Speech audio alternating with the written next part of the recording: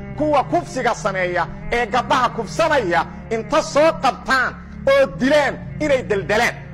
an yuqatalu aw yusallabu. culimmadii Soomaaliyeed ayaa soo hadlay waxa ayna sheegeen in dil lagu xukumo dhammaan dhalinyaradii 20 ka kor u dhaafisay ee kufsaday labada gabdhood laasacaanoodna ku kufsaday saaxiibayaal. Hadda waxaan kula wadaagi doonaa culimmada Soomaaliyeed oo baaqan soo jeediyay fariintaana ay ku socoto dadka xukunka halka haayo inay gaarto saaxiibayaal. Waxaan ka codsanayaa marka muuqaalkan si uu meel dheer u gaaro inaad muuqaalka like saartaan sidoo kalena si share garay qaybta comment-iga bal ra'yigaada ku reeb. marka hore waxay la daawataan culimada Soomaaliyeed oo xukun adag ka soo saaray kufsiga maalmahan aad ugu soo badanaya dadka Soomaaliyeed dhexdooda. markaan idhaahno diinteena islaamka in badan oo culimada kamid ah waxay qabaan kufsiga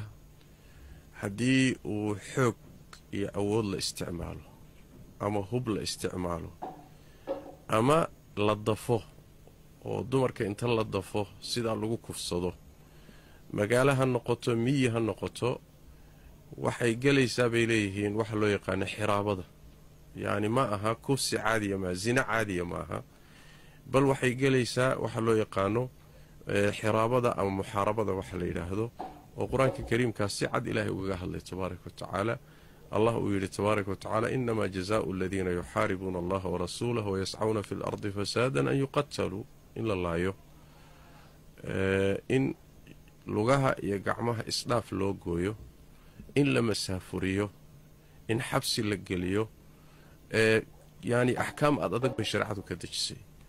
صوبت وحويان جريمة النوع عن سوكلا وجرائم دورو إساسارا واي والدنبي ده هل دنبي ما هو الدنبي إساسارا كو marka koobaad waxay xambaarsan tahay cabsi gelin iyo nabad geliyadu khalkhal la geliyo marka labaad waxay xambaarsan tahay cirdigii iyo sharafkii oo lagu xadgudbay marka kale waxay xambaarsan tahay zino iyo faaxish ay xambaarsan tahay waxay ku sii darsato hadda la dheer tahay waxa la yiraahdo dil iyo khaarijin bay yani la dheer tahay zina caadi ah dhacday ama sida kufsi leeyihiin baa dhacay aan gabadhii la dilinin hub loo qaadanin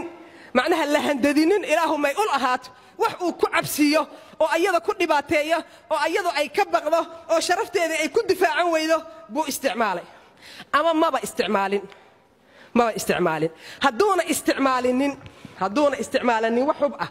oo gabadhii hub uu u isticmaalinin xaddu zinadii caadiga ahayd oo aan naqaanay ayay soo galaysaa oo say ahayd hadduu guur soo maray ninkan gabadhan ka zinaysay hadduu guur soo maray dhagaxa lagu dila umada laga hor wareejina 10 haday yihiin 10kooda waa dhagaxa lagu dila 10 haday yihiin oo 5 kamida ay guur soo martay 5taas dhagax baa lagu dilahaya islaamka waa looga raaxaynaya inta soo hartay een guur soo marin soo maahan 100 jeedal baa lagu dhufanaya sanadna waa la xiraya magaalada dhan waa laga ceyrinaya gabadha meherkeedina waa laga qaadaya gabdhaha la midka ah loo fiirinaya oo meesha jooga $10,000 hadii lagu meheriyo 10,000 baa laga qaadaya zaalimkan gabadha ma kufsana marka ma u dhawaana 100 jeedal waa lagu dhuftay xagee lagu la dhufanaya meel mujtamaciyo dhan jooga lagu la dhufanaya hebel oo gabar heblaayo gabar kufsaday oo gabar cirdigeedii iyo sharafteedii ku xad gudbay walina guur hore aan soo marinin ayaa maanta xadka ilaahay laga oofinaya 100 jeedal baa lagu dhufanaya hal sano magaalada laga tarxiilaya asagoo dhan waa laga ceyrinaya meesha $10,000 gabadha meherkeedii iyo inta gabdhaha urmidka ah 10 geel iyo 15 geel iyo farsi qori waxa la wixii gabdhaha laga qaadi jiray baa laga qaadaya gabadhaas cirdigeeda uu ka xad gudbay oo uu maartay gabarnimadeedii haleeyay waayahay hubayba isticmaaleen ilaa hubka uu ul ahaado ilaa mu dhagax ahaado ilaa mu midi ahaado ilaa mu qori ahaado waxbuu isticmaalay gabadhii uu ku handadayo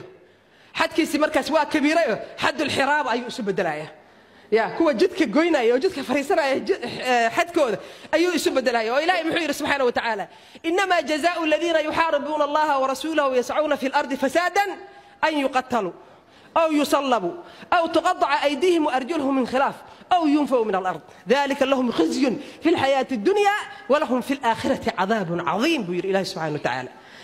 إلهي وحيري كواس أبا المرين توضوا وحوايه لا دغالما يا الله iyo rasuulkiisa qofku marba haduu xad gudbo oo zina la imaado oo mujtamaci fasaadinahayo ogow Allah iyo rasuulkiisa la colaytamay meel soo ka fiirin inma jazaa'u alladina yuharibuna Allah ورسوله ويسعون في الأرض فسادا dhulkiina fasaadkooda zina wax ka daran oo dhulka lagu fasaadiyaa ma jirto markii zina ummadaas laga kari waayana cudurraa lagu salladaa roobka ilaahay baa ka istaaga abaaraa lagu salladaa colaad baa lagu salladaa waxa Soomaaliya iyo caalamkaba ka jira lagu salladaa wax iska imaaday ma kula taa ilaahay inuu naga gardaran yahay kala waxaan wax iska imaaday waxa dhici karta zinadu mararka gabal labada qof inaysan wada ogolaan ee qof uu qof qasbo oo nuuca leeyahay kufsiga oo loo xoog sheegto gabadhii sida qaalibkaana waxa xoog sheegto balada ay ka timaadaa waa ragga marka nuucaasa waxay galaydaa baabul xiraaba waxaana lagu xukminayaa oo ay waajib tahay aimada muslimiinta iyo qudaada muslimiintu inay u adeegsadaan aayadda 33 suuratul maa'ida إنما جزاء الذين يحاربون الله ورسوله ويسعون في الأرض فسادا أن يقتلوا أو يصلبوا أو تقطع أيديهم وأرجلهم من خلاف أو ينفوا إلى سبحانه وتعالى آيات صحو ليه ضدك إله إيا الرسول لحرب يي أبالكود واصبا إله إيا الرسول إني لحرب يينا إلهي كنت المامي العلامة الإمام ابن العربي أحكام القرآن كآيات مركو شرحي حرابة النوع أقدرا وفروجتو يري وحيري قبر أياد إيلكيدي حب لوغا قاطي ونمان كاقاتين أي وحوين كفصدين وعلى الدباقلي وعلى سوقبتي كوا ودا دايهم مساكين والله يقول صلي داي أن ويديو يري أن يري هيا كورما مركز يرادينو يري بابك حرابة يا إسبارة فرشو مقالاه مال قفكي تعيوي آيات waxay ka hadlaydaa markaasana inna lillahi wa inna ilayhi raaji'un dadku maalkooda waxay u bixiyaan in furuujtooda iyo irdigooda u badbaado war maal laga dhacay iyo gabadha dhasho la kufsaday miyaa kula siman xoolo yar laga dhacay iyo gabadha dhasho la kufsaday xaaskaagii oo la kufsaday eelkaagii oo la kufsaday ma siman yihiin wax isku dhow maahan xiraabada ugu daran uguna sharta badan waa gabdhaha la kufsado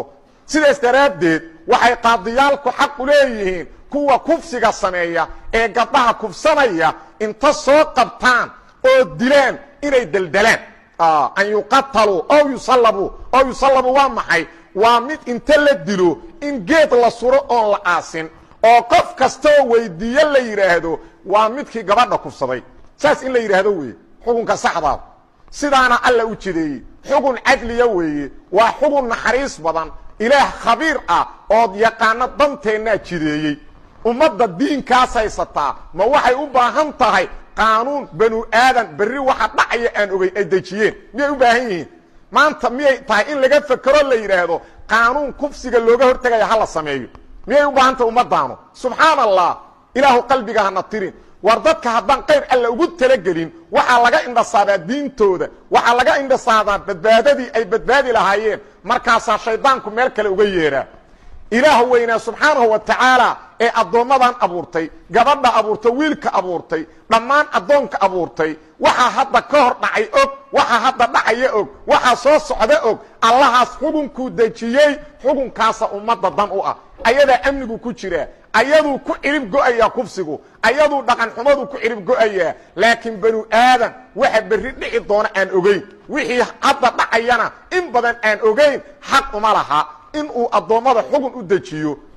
warma ilaahay bay xukunka shirka ku leeyihiin am lahum shurakaa shar'u Allah min ad-din ma lam ya'dan bihi Allah muwadnan dareen lahayn walaalayaal muslimiin miyaadnan ahayn saw rabbi qowlkiisa maqli maydaan wardadka sharci dajinaya ma ilaah bay shirka leeyihiin oo khaaliq wax abuurtay miyay shirka leeyihiin subhanallah inanba ayaa la kufsanaya dabeetana xaal wax la dhaabaa laga qaadaya ninkii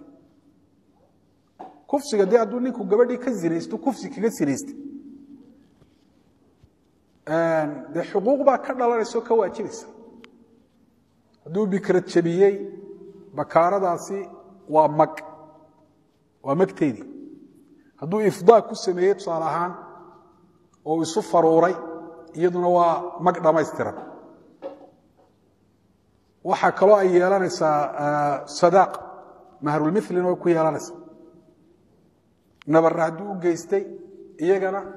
waa looga xaqaya waxaa kaloo dee xaq ilaahayna waa ku waajibinaya haddii zinadaasi ku sugnaato waa la xadkii baa lagu dhufanaya haddaanay zinadu ku sugnayn zinadu qiraal ama afar markhaati bay ku sugnaataayo farta oo fargalka ku jirta arkaye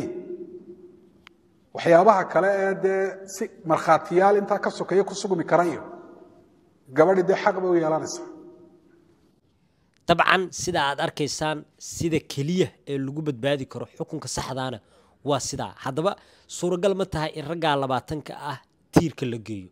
u malay maayo aniga inay middaa dhici doonto sababta isu dhaceen inaan kuu sheegayaa dhammaan dhallinyarada dhibaatadan geysatay waxaa la sheegayaa inay hal deegaan yihiin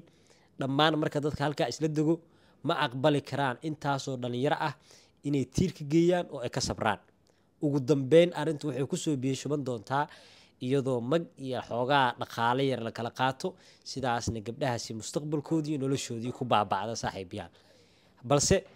haddii xukunkaa la qaato waxa ay tusaale u noqon lahayd dhalinyaro kale oo ku dhiirata in xaaladan oo kale ay sameeyaan hal ma ahan laba ma ahan saddex ma ahan ma laga waayay 20-ka dhalinyaro inta ka badan hal qof oo xitaa dhowrnimo waxa aan sameynayno waa qalad ee aan iska dhaafno suuragal ma ah in hal qof xitaa laga waayay dhammaantood marka waxay isku raaceen oo ay ku heshiyeen xumaanta intaa leeg inay sameeyaan weliba iyagoo dhibaato u sii geystay gabdhahaasi qaar ka mid ah hadda isbitaalka mid ka mid ah xaalad halis ay wajahaysaa la leeyahay saaxiibyaan marka fariintan muhiim waaye hal gaarsiiyo dadka si ugu yaraan bulshada dambe aysan iyo weliba dhalinyaro dambe aysan ugu dhiiran xaalad noocan oo kale ah waa in xukunka lagu fuliyaa saaxiib adigu bal maxay kula tahay qaybta commentiga igula soo wadaag